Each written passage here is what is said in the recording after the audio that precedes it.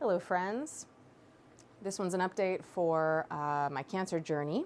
It's January 25th, it's a Saturday, and I have been doing really well so far. I haven't had numbers taken yet. My SpectraCell test should be done, I guess, in February. That's going to be like the 18th, I believe I have it, but I will say that I just got a notification from Blue Cross Blue Shield that they don't believe that test is medically necessary for the treatment and assessment or whatever, I'm trying to think of the right word they used, monitoring of my solid tumor, which is a weird way to state it because I wouldn't say I have a solid tumor anymore since I had those removed. But I guess what they're saying is it doesn't seem like they want to pay for it. That's kind of how it boils down. So big surprise. That one was ordered by my oncologist. So I will have to talk to Dr. Rob and see what she thinks and if it's just a glitch in the system or if that's the way insurance is going to be. So anyway, we'll just have to go from there. The company that does SpectraCell, that does the tumor cell counts, the blood cell counts basically, they're really great. So they don't typically bill the patient, though I have seen some bills come through, though one of those was, I think, an office mistake. So it got sent through somehow and they said, don't pay it. So I don't know. I'm up in the air on a few bills. I don't know if I'm supposed to pay or not. So I got to talk to those doctors.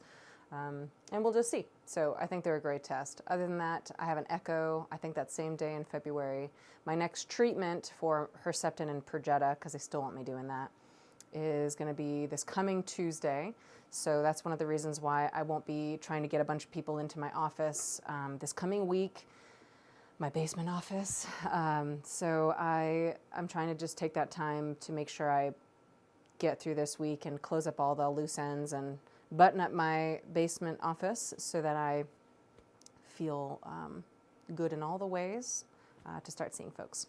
So I am excited to get back into work, but I'm trying to make sure that I keep that work-life balance and I'm not trying to overdo it the way I used to do it, because that is probably one of the factors that got me into this cancer diagnosis in the first place is work with no end. So yeah, I'm going to try to approach this a little more balanced. Other things I'm doing for therapy, I just went down to Mistletoe in Atlanta this past Thursday. So I went down like the day after all that freezing and they had a bunch of snow. And so it was pretty fine when I went down. I could see that there had been snow on some of the off-roads. Some of the smaller roads had ice, so you had to be careful there, but the highways were perfectly clear. So I am really happy. I decided to kind of risk it, roll the dice, and go. I hadn't heard back from the office themselves. They had closed, the clinic in Atlanta had closed on Wednesday because of the weather. So Thursday was kind of up in the air and I never got a closure notice. So I went, I have to leave at 6:30 in the morning for my 10:30 appointment. So it's pretty early and it's a nice long drive, but they were there and it worked out great. So it's just a long day. So I do feel Mistletoe is still a really important part of my therapy. It is still getting my body to seek out any cancer cells, keeps my natural killer cells stimulated and active. I will say, you get really achy. So it's like everything that you've ever injured kind of gets inflamed. So that evening, I was achy and I was sore and I totally forgot that I even had Mistletoe earlier that day, which, I got home at like 5 o'clock and by 7:30 I'd already forgotten why I'd be so sore and achy, but figured that out quick.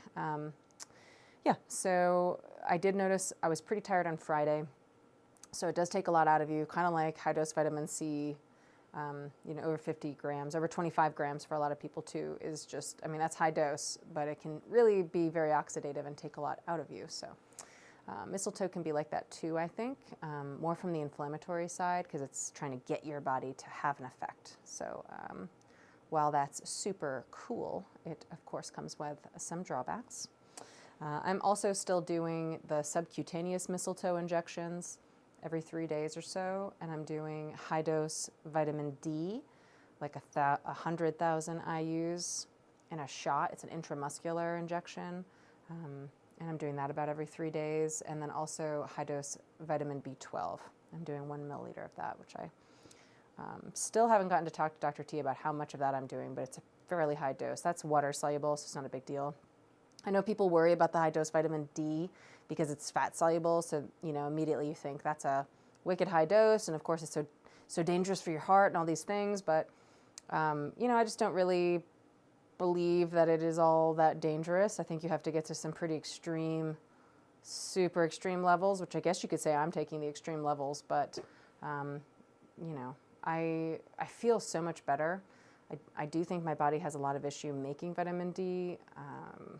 Even when I take it, I've taken before even this diagnosis, I was rotating on and off 10,000 IUs. So I had known that I had been deficient in D for a long time and had thought I had been taking enough to absorb. Clearly it couldn't have been enough, because even when we were doing the tests after I had been on a high dose for a while, which should have, decent reserves saved, I was still pretty low. So there's obviously another conversion issue going on in there. And this is common for actually a good amount of people if you really start testing yourself and following that. And low vitamin D levels is no good. I mean, you have all sorts of different diseases that are tied to having too low vitamin D. So it's something that I've always taken seriously, and it's interesting it's come around to bite me in the butt, because I always thought I did such good preventative care for the D world, but that's fine. I am taking an injection now, and I do feel like my D levels are much higher. I feel different. So we won't know until I get back on to doing my regular tests. So I have started having those ordered, and I will be going to Quest Labs or LabCorp more often. I was doing that a lot in the beginning, and then chemo, and it's like kind of everything takes a break. So I will start doing more regular lab tests to monitor more of my inflammatory markers like CRP and ESR and some of those. Maybe keep a monitor on my ferritin for iron levels, stuff like that. So I have a whole long list. I could also start testing hormones and things if I want as well. So that's going to be something I'll rotate in, and I'll start doing some more focused videos in the future, now that I'm kind of on the other side of my cancer journey and I'm past surgery and I'm out of the chemo stages, and I'm kind of I'm floating. I don't know what they'd consider me, since I'm in remission, whatever they'd consider me, being stage 4 and having no sign. They don't use the word cure, so I'm kind of in that, I don't know.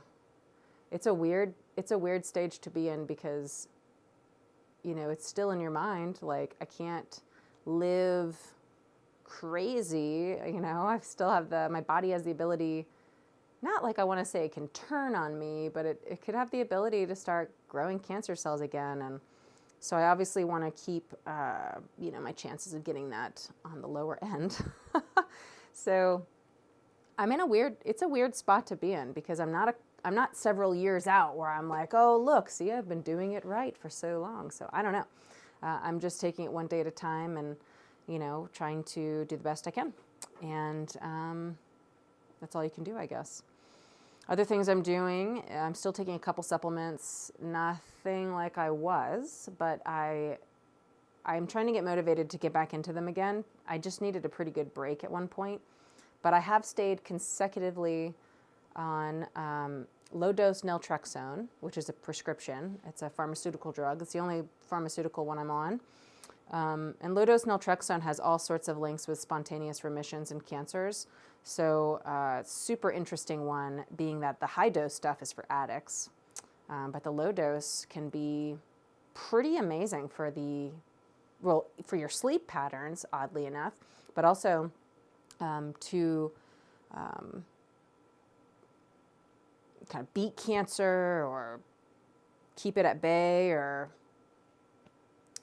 fight it, I guess. But yeah, that's low dose naltrexone. I'm also on a pretty high dose of melatonin still. I am taking 300 milligrams every night before bed, and that's for anti-cancer. It's not really for sleep, but I'm sure I'm getting some help there too. You have so many melatonin receptors. I did a video in the past on that. I'm also doing my AquaCure, which is the hydrogenation. It's like hydrogenating. There's a better way to say that. it's putting hydrogen into my water. And so I'm getting that, but it's also adding sort of this electrical charge to the water, which is, they call it like the EZ zone, EZ, like the letters. It's essentially a charged zone, or trying to think of the right wordage for that, but it is sort of the fourth phase of water. That's what it's kind of leaning towards. So this like charged water. So essentially it's creating, the same type of particle charge that like a river would do, hitting rocks and stuff, and, our natural water pattern, structured water, essentially, you could say, in a way. It's adding this other element that, you can't really get from just hydrogen makers. Yeah, it's pretty cool. So that's the AquaCure. I'm still doing that. I inhale that, but I also breathe it. So, well, that's the same thing. So I'm inhaling it and I'm also drinking it. So I'm bubbling the water while I'm inhaling, and then, I might kick it up to 100%, because when you inhale, you can't do 100%. So I only do like a 33%, because hydrogen is explosive. Not that it's going to explode in your lungs, but you don't really need that much. You get to a certain saturation level, and that's all you can absorb. So you only have to do it a little bit, and then I can drink it. So then I just bump it up to 100%, and the water itself, as saturated as I can get the water, because it's going to start coming out of solution fairly quick. I try to drink that water, within the first hour or so of pulling it. I try to do the whole quart or so in the morning and in the evening, or at least later in the day. But once a day is usually the minimum. I try to get that in. Twice or three times would be even better. But I've also been using some of that hydrogen water to nurse some of my plants back to life from the office that had a pretty hard go at the flood. I've received most of them back now. There's still a couple I have out with a friend who's taking care of them, the smaller ones. So I'm trying to nurture back some of these big ones that, the whole pots had been flipped over and the things got ripped up. And, so some of them have come back really well, and you can see, the new signs of life. And there's been others. I really only have one, my little African violet, that doesn't look so good at all. She looks pretty dead, in fact. But I think that's pretty good for all the others. I really haven't had too much of a loss. There's a kind of a green one that used to be on my floor next to my desk that's definitely having some issues. But trying to give them the hydrogen water, because there's been tons of studies on hydrogen water in plants and how it has improved their ability to grow. So might as well toss some of that on there since I have the ability to make it. And Sarah and I have been doing a lot of distilled water. We have a distiller now, and it's working. So been distilling our own water and using that and things. So yeah, I think things are really coming together. As far as, my future plan for my treatments, I am going to keep up with Herceptin and Perjeta every 6 weeks for a little while longer. I'm really glad I was able to get my oncologist to push it out even more. She had wanted every 3 weeks, but I just don't see the purpose, especially because there's no guarantee if I had cancer come back that it would be HER2 positive. It mutates often. So no need to keep hitting my body, with these two very, very toxic drugs. So I will know more in February when I do my SpectraCell test to see, are any numbers coming back? And if they are, where was that around the time of my Herceptin treatment? Because if the numbers are coming up and the Herceptin was in my system, then that's saying that the cancer is probably not HER2 positive. And I could always do another Onconomics Plus panel from RGCC Labs, but they're really expensive. But if I got in a real bind, I could do that, and it would give me a better idea on the cancer cells and the profile of those cancer cells. So, yeah, it's an option if I need it. Other than that, I'm now looking toward kind of working back into balance and lifestyle. And so I have signed up for some outdoor survival classes. I'm really excited about those. And it's going to be kind of a full immersion thing. And I've also been getting more serious about Qigong and adding some of this movement meditation into my Eldoa workouts. And I let some of my patients know that I have been working on this office basement thing, and I had a couple friends help put the gym together. So I'm really excited to get, the gym routine going again. I do really miss my infrared sauna. That was one of my favorite things through this cancer journey that I really got attached to. And that, unfortunately, I had to let that go with the flood. Just too much water damage. Can't really come back from that. So I don't have any space in this house for a sauna. It's going to have to be an outdoor one at some point if I get to that point where I have a place out in the yard to put it. But I'll probably go to one of the more full heat ones. I don't know. Maybe I'd try an infrared, but you have to. I don't know. Like I said, I don't know yet. We'll find out. Yeah, we'll just wait on that one because I would love to get back into the heat treatment. There's a lot of people that do the cold tanks, and at some point I'd love to get into that too. I think I'm going to have to wait on that stuff until I have a better space dedicated for it. If I was to build an office, I will start splurging and adding all these things so that other people have access to them too, and I have a place to put them. So something to look forward to down the road. Yeah, other than that, working on that work-life balance, getting my house and basement in working order. And then maybe, I'll get into some crafts again. I've been disc golfing. Of course, not lately. It's been so cold here in Asheville, but planning to get back into disc golfing, and I've signed up for a whole bunch of tournaments in February. So I'm excited for that. Paige Pierce is coming to town, so we're going to do some trainings with her. And, so that's a pretty good update for what I've been up to in the last month. And I hope you guys are all doing well. And if you can see, I don't know if you see this back here, I did this little mural with a friend this past week. So, we've been keeping busy, and I hope you all are as well. And yeah, that'll do it. So have a great week or rest of your weekend, and look forward to seeing you guys next time.